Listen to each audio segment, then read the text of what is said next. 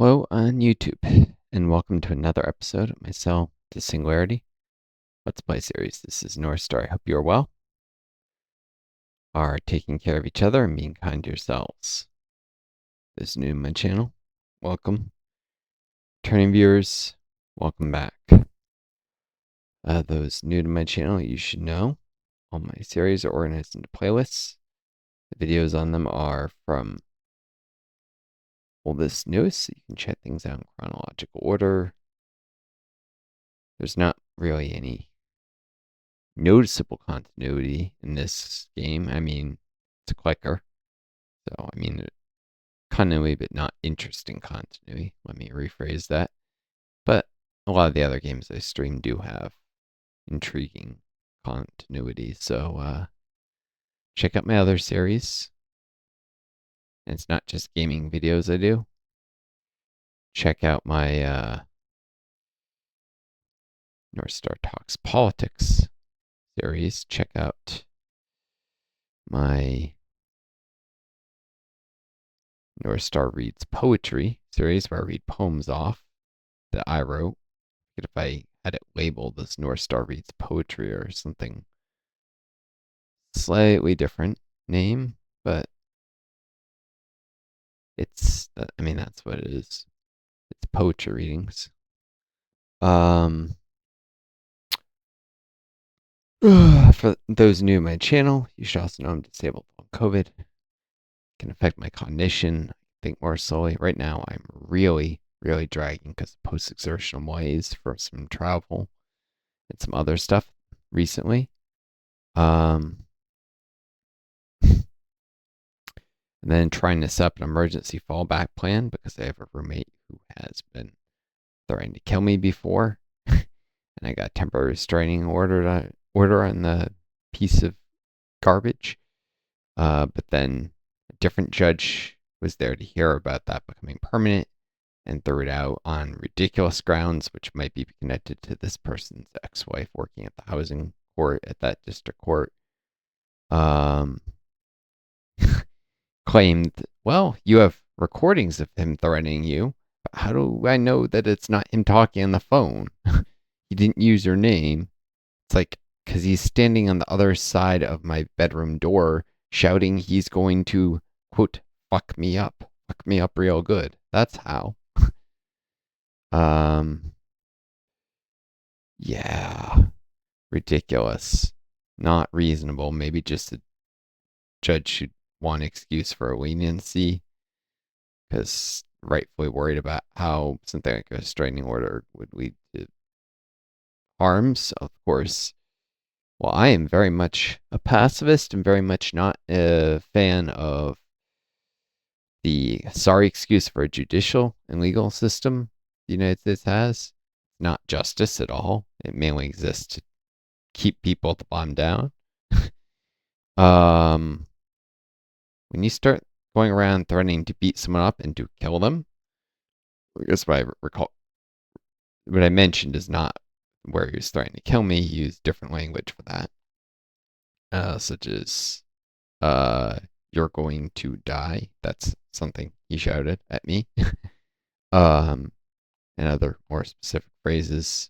I'm just not going to, it doesn't do any good recounting the exact words to you guys. More importantly, it's very stressful for me.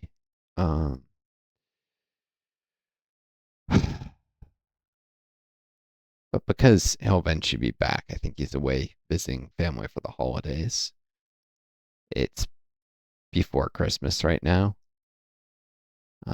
Regardless of when this posts, because I know you guys watch this all sorts of different times, and on top of that, even if you watch it when it releases, I have a buffer on my videos, so who knows what's happened since I recorded this. But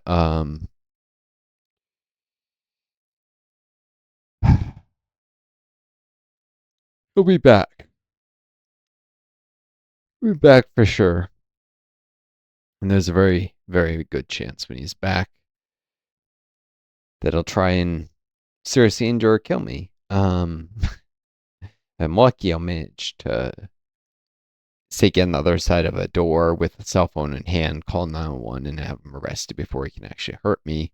If I'm less lucky, well, be seriously injured. Um,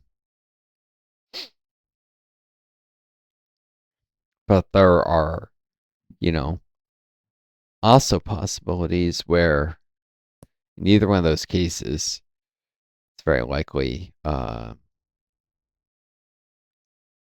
police might actually just remove him, and I wouldn't even have to wait for the strangler. Though I don't know.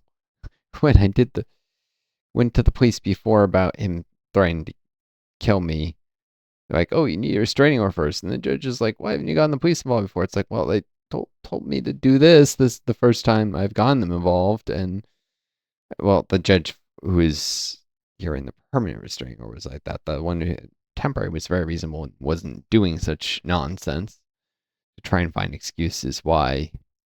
Not because I didn't go running to the police earlier. Some of that means this isn't like because I knew they would probably do nothing to help, which they proved by doing nothing to help.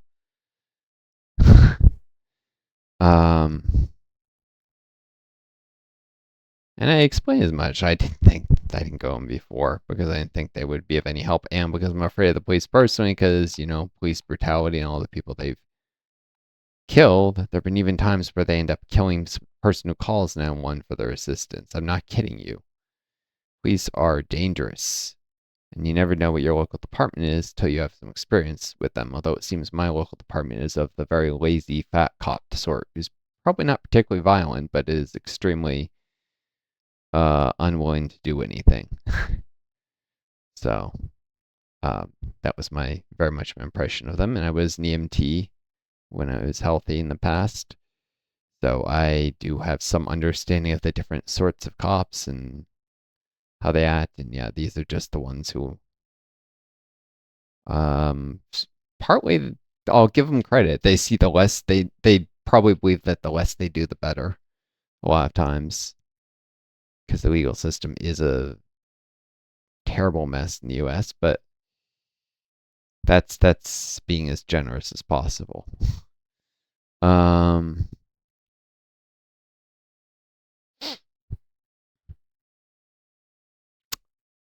too bad they, aren't social workers attached to the police departments around here because my experience of social workers, what I've seen of them, is that I don't think any of them are lazy. It's a job no one goes into unless they're extremely motivated. It's kind of like becoming a physician in terms of stress levels and how like people are do it because of the hard work, except without any of the high pay and prestige that sometimes gets people to become physicians who are just greedy and selfish. Um, was obviously, if it hadn't been guessed from the whole being an EMT, and I've also mentioned many of you may remember that I studied biology, was trying to become a physician. Um,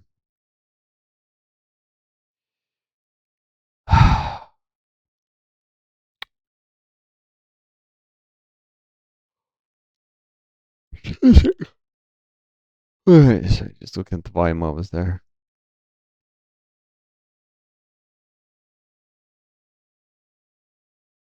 Grab fungal cleaners. Another type of fungus. There was a fungus among us.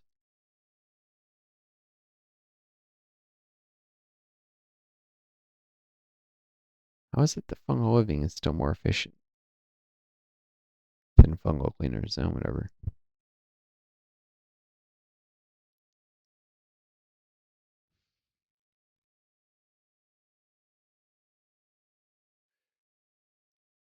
But yeah, dealing with people, family member is nearby, brother's mother-in-law is nearby, and then just be like, "Oh no, you stay with me." It's like I'm not asking to just come over. I'm asking if someone tries to kill me, and I end up staying in a situation where the police will do nothing, and I need to hang out somewhere until just a court is open, which could be just one night, or if it happens on a Friday, could be till a Monday, i.e., a Friday, Saturday, and Sunday night. So between 1 and 3 nights, so that I don't die But of course, these comfortable middle class people who think that they are comfortable because of their own virtue, which is nonsense. Comfortable because they're freaking lucky because they're lucky enough never to say be disabled by virus. Long COVID is due to coronavirus infection. I got it from a roommate who thought he was the shit. He was a entrepreneur who, or not really even so much entrepreneur, is more like a chief technical officer at tiny startups, tiny little startups, not even making the money of big boy CTOs. But guy thought he was God, and he came back from a business trip across state lines, which was still legal to do, to come back across state lines infected with the coronavirus. He knew he was infected. If the law said if you believed you were infected with coronavirus, you were required to quarantine in place and not cross state lines. And he proceeded to do so. Not that the laws are being enforced anymore, much at that point, because things were headed towards opening back up. And the vaccine was starting to be rolled out for individuals who were extremely sick already. This is the very end of things, but he came back then after an hour in the apartment mentioned, hey, I've lost my sense of smell and I think I'm infected with the coronavirus, which he was. That's accurate. PCR test confirmed that. And confirmed that I got it from him. And then when I'm like, turn the hell around, walk out of the apartment that you just came to an hour ago, and go quarantine somewhere else so that you don't infect me if I haven't already been infected, which turns out I had not already been infected because quarantine with them for 2 weeks. I didn't start showing symptoms till, or I'm sorry, I was supposed to quarantine. The initial quarantine was 2 weeks. I didn't start showing symptoms till like 2 days from the end of that, which then, of course, initiated a second 2 week quarantine period. But the incubation period of coronavirus is not 2 weeks, not at all that much. So for quite a long time, I had managed to avoid infection by being very, very careful. But eventually, he did infect me while I was stuck with him in a basement apartment with terrible ventilation. Not surprising. And he wouldn't even wear a mask around the apartment. It's like, oh, you've had COVID once before, you can't get it. And I'm like, that's bullshit. I've been telling you since before this, that's bullshit. Because he was already being lackadaisical about using that excuse. I can send you articles again, because I've done it before, about how that's bullshit. Now, put a damn mask on, but he wouldn't. And it's like he didn't kill me, but he permanently disabled me.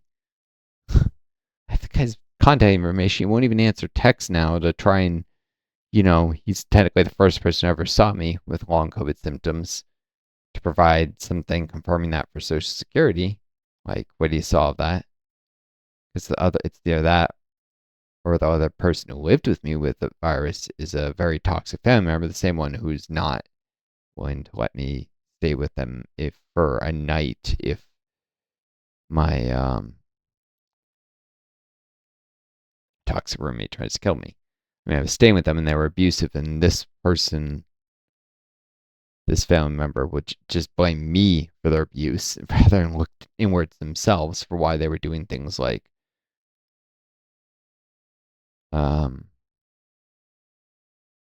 share this. Well, I think I already have another video. So pinching an ingrown toe that often was infected until it bled repeatedly, not on just one occasion, but on many different days. So that's physical abuse that I suffered from this person. Yet somehow I'm to blame for their behavior. Ugh, disgusting. I would not be looking forward. Disgusting that the person would say something. I would not be looking forward to crashing with them, but because Social Security freaking denied my Social Security application, I have to go to the administrative law judge. At the phase it was at, 86% of people get rejected on the reconsideration. A lot of people get rejected on the initial application. I'm starting to wonder if I've wondered if they just screw me because, so initially it was a technical non-medical rejection because of a missing piece of paperwork. And then the reconsideration, then they would did a medical, and they're like, oh well, we believe you suffer impairments. We cannot say whether you'd be able to return to your previous work, and we think you could adjust that work. It's like, that's bullshit. I can barely function many days for 2 or 3 hours. On a really good day, 4 or 5, but that's not 4 or 5 hours straight. That's an hour. Lay down an hour. An hour later, I have the energy to do another hour or something. Or sometimes I push past that and they get post exertion malaise next day, which happens. Sometimes you'll see their YouTube videos where I record like 3, 4 hours straight without rest. I get post exertion malaise next day, and if you were to follow the videos the main days, there'll sometimes be like a whole week where I barely produce a video a day. Many videos only be like 45 minutes because I stupidly push myself too hard. I mean, the PEM doesn't always come that hard. It will invariably come at that level of overexertion, but sometimes it's milder and then I get lucky, and sometimes I say it's worth the risk. But you can't work any job on earth where in a very best case you manage a half day shift and you get post exertional malaise and you can't function for 4 more days half the time, and the other half the time maybe you can't function the next day. That's not enough to make what's considered substantial gainful activity enough money that you could even remotely hope to support yourself. Social Security is being ridiculous, and they're just going to force me before an administrative law judge where 55% of people win their cases there. So the fact that so many get rejected at reconsideration yet get past at the ALJ level just shows that they're maliciously rejecting cases that really they shouldn't have, that were obviously going to make it through, and ALJ was going to support it. It's ridiculous. It's meant to discourage people and delay giving them help and intimidate people from even applying Social Security, or make people just give up after the initial rejection. This is evil. This is a system that only cares about keeping taxes as low as possible on the filthy rich. And let me be clear, this isn't corporate capitalism. This isn't crony capitalism. This is capitalism. This is the nature of the system. This is the chickens coming home to roost of imperialism all over the world and fascist methods coming here. And that's like the ice raids and stuff. And at the same time, severe cuts to various social programs are already being cut very, very, very, very harshly for many years. I mean, Bill Clinton cut a lot of the social programs. He created some of the rules of SSDI, the screw me out of SSDI in terms of work credits, in terms of work for a university not counting when it used to count. If you were a TA, if you're a research assistant, if you collected tickets at events, which I did all of those things, so the research assistant job, well, I did multiple ones, only one was paid, but the paid one did count because I happened to be taking a leave of absence that semester. But the teaching assistant and ticket collecting jobs I did not earn any work credits because this rule Bill Clinton created, because the threshold was being a student more than half time. Being on a leave of absence didn't count as being a student for this rule.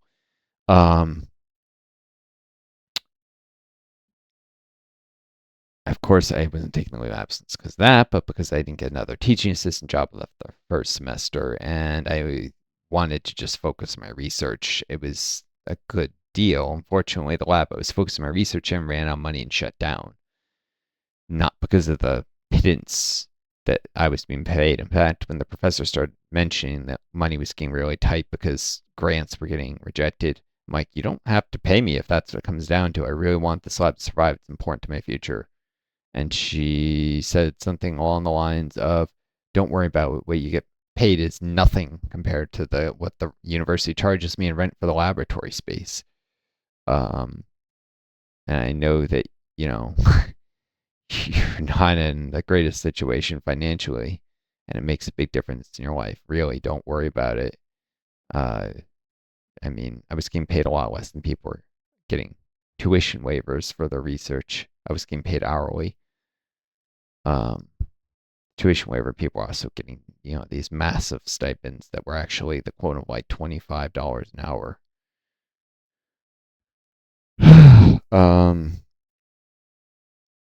At least according to the nominal amount for research assistantships, that'd be for 25% employment, but you'd usually be doing 4 times that amount of actual work. So it'd be more like $6 an hour in reality. That was understood. Unlike teaching assistants, that's where you're supposed to only be doing the amount of hours they were hiring you for. And that's partly because it doesn't advance your career really that much, despite the bullshit they try to, oh, you gain teaching experience. So, people will gladly do research unpaid, teaching not so much. Um, Anyways, I worked my ass off throughout my life, got screwed by various rules, including that working 2 jobs at once doesn't earn you more SSDI work credits, and the calendar year rules and rules about if you get work in one year but get paid in the next year, it doesn't count. If you already maxed out credits that next year, you're getting no work credits, even though you're doing a job that qualifies for work credits normally. And some periods of unemployment right after grad school. I mean, I couldn't have done on campus recruiting in biology because my program was, I'm not going to mention that. That's too identifiable. But let's just say there was a reason to with my program that nothing to do with me, that nobody could do on campus recruiting in my program. So that where it normally would have been option was not. And I was applying after grad school, and while I was finishing up my thesis, nothing, not a zilch. Companies, generally speaking, like to do the on campus recruiting thing. And I also was listing I need relocation assistance because I didn't have the money to just move because I'd put all the money I earned into taking out less than student loans, effectively putting in tuition. Student loans are probably not going to be forgiven with total permanent disability loan forgiveness, so I effectively got paid nothing for the jobs that I did where I was just putting all the money into less student loans. I mean, if I'd been paid nothing, I would have had exactly the same standard of living and everything I've had through now. So I worked for free because instead of, taking the money and putting it into my savings, I put it into student loans that are probably just going to be forgiven, even though I might not get Social Security. Apparently, it's, according to the person at the student loan company, a matter of a doctor's note, and probably a lot easier, though. I don't know. This person just could have been. They don't have a really huge bureaucracy to screw people, though, with it, so I can't imagine either they're just assholes about all the time, or they're glad we forget the loans because it's no problem to them and they know anyone can have a doctor's note saying they're disabled and can be disabled the rest of their life is probably not going to be able to pay the loans, and they just don't want to be bothered constantly doing the forbearances and deferments whenever other $0 payments under income-based plans. That it just wastes their time.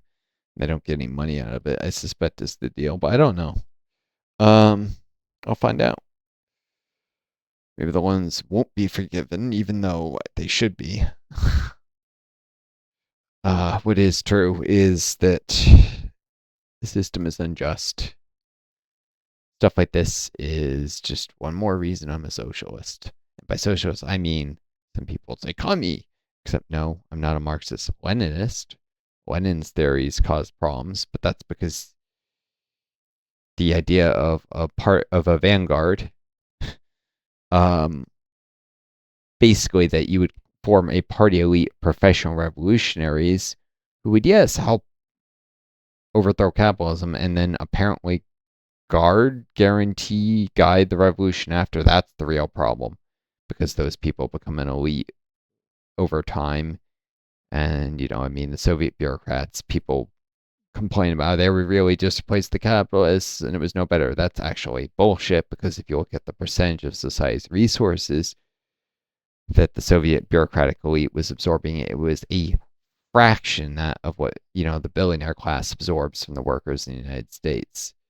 So billionaire and the multimillionaire class, the very rich, business owners, shareholders, the top 0.2% absorb far more resources, a much higher percentage of the GDP than they did in the Soviet Union. But it was still not the way it should have been. Just because it wasn't as bad as capitalism doesn't mean it was good.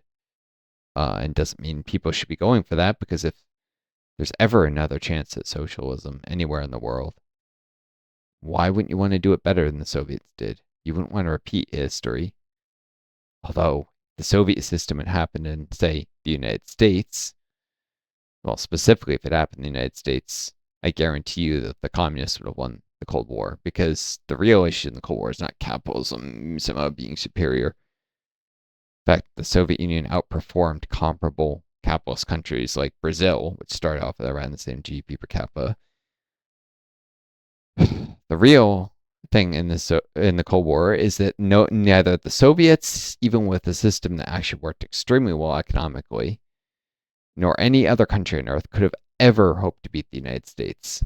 People have this weird amnesia about this because they talk about, say, World War II, and they acknowledge the United States was this giant that was critical to the Allies winning World War II, that we were this industrial military giant that the Nazis couldn't hope to beat. And then they turn around and look at the Cold War and say, oh, well, the Soviets lost because their systems sucked. No. Go back a second. You were just admitting the U.S. was this unstoppable behemoth in World War II. What do you think happened to that? It was still the case afterwards. Cold War was won by the United States because the United States was going to win the Cold War no matter what their system was, not because capitalism was superior. The odds were very strongly in favor of it. Nothing is ever guaranteed. And in fact, somehow the Soviets managed to survive to the point where their economy was more than half the size of the United States economy. CIA estimates put slightly smaller than that, but most economists estimate it to be 55% the GDP per capita. The U.S. was almost the same population, so more than half the size. And a review of the Soviet archives have confirmed that those estimates were correct. The CIA estimates were overly pessimistic, underrated the production of the state-owned enterprises in the Soviet Union. 55% of the GDP capita. At the rate they were going, the Soviets would have caught up to the West. They would have beat the West at its own game. And yet they destroyed themselves because then they lost faith in their own system. Well, that and the Lieberman reforms, which actually moved their system closer to capitalism in the 60s, laid the groundwork for the economic stagnation that really set in the late 70s in the Soviet Union. By stagnation, I simply mean slower economic growth. They still actually were one of the fastest growing economies in the world, but it was not up to the standards of previously. The problem is that the Lieberman reforms discouraged capital-intensive methods of economic development that saved labor, and the Soviet Union had a labor shortage. The Lieberman reforms encouraged economizing on capital, that is, trying to produce with as little machinery as possible, smaller facilities, less spare raw materials stored up, not having stockpiles in case of shocks to production of this or that raw material, which happen all the time, even in capitalism. You get, something happens, a mine tunnel collapses, and suddenly the mine isn't producing the way it used to be. And Soviet state-owned enterprises used to keep large stockpiles of critical materials specifically for these eventualities, and the labor reforms punished the managers of the factories for doing that, so they stopped doing it. And that actually hurt production in the long run. It created a very short-lived economic boom for like a year or two, and then actually started to slow economic growth to be slower than it had been before the Lieberman reforms. Capitalism and a profit system are not the answer. Although, here's the thing, the Lieberman reforms were something that a lot of the planners, the central planners of the Soviet Union, thought were a good idea. They had let the capitalist mind rot get to them. They had let themselves believe that accounting methods that sought to maximize profit, even if it was a paper profit, because it wasn't profit going to a billionaire class, but to the state, that was the right way to account for the success of an enterprise instead of something like looking at per worker productivity or are the goods being produced at the right levels for human need. The way that things have been done before the Lieberman reforms was better, not worse. Of course, you get historians in the West who always say the opposite because they have the capitalist brain virus themselves. So they implicitly praise it just because it moved their system closer to capitalism. But they don't ever look at the statistics. So they say they were successful in the short term, but not in the long term. Doesn't that mean they were a bad idea? If they actually slowed economic growth in the long run? Ridiculous. The hypocrisy, the belief, no matter what, the capitalism must be the right system. Or maybe these economic historians know that it wasn't, but they're afraid to say the truth, so they put the facts out there and hope that people will draw the right conclusions because they can't say them. That happens sometimes, by the way. That's a way to get around censorship, is to not say the thing, but to make it so any intelligent person is reading what you say can figure out what the truth is. That's something that happens in academia more than you would think. Certain conclusions, they're just a little too unpopular or dangerous to say. You're challenging an established theory, for instance. It's very widely believed. So you lay out evidence that strongly calls the theory into question without actually in anything you say calling the theory into question.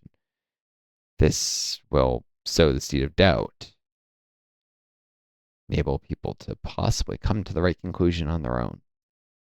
It's a technique. Okay, well, that's enough of this. I hope you all enjoyed this video. Take care of each other, my viewers. Be kind to yourselves, and may you always find a guiding star to lead you home. Hopefully, by the time this is being viewed, things are all better here. I'm doing everything I can about trying to keep myself safe from this psycho roommate, but too many toxic people don't want to be any of assistance. So, anyways, I wish you all the best, my viewers. I do, and best luck to you all.